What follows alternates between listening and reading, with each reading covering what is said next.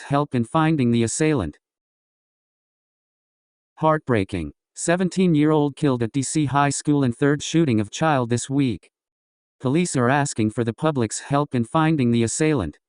Washington, D.C., Mayor Muriel Bowser on Wednesday said officials must act urgently to combat crime in the nation's capital after a 17-year-old was fatally shot in a high school parking lot while class was still in session. According to police, the third shooting involving a child in the district since Sunday. The teenager, who has not been publicly identified, died following a confrontation at Roosevelt High School that resulted in gunshots, D.C. Metropolitan Police said.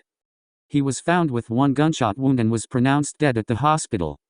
Law enforcement has begun a preliminary investigation and is asking for the public's help in finding the shooter.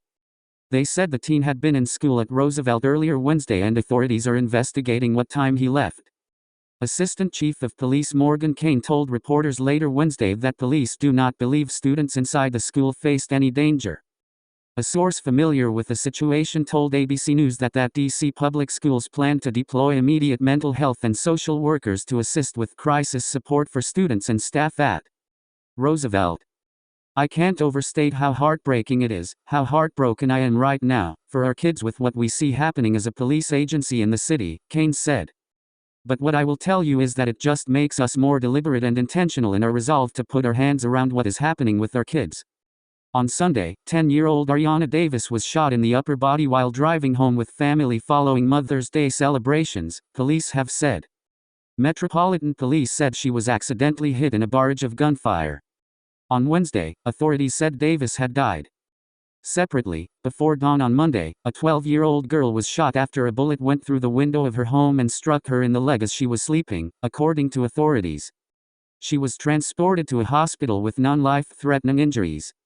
Speaking to reporters on Wednesday, Mayor Bowser said, "We don't want to see any gun violence in our city, certainly not among our children. We regard our schools as the safest place for our children."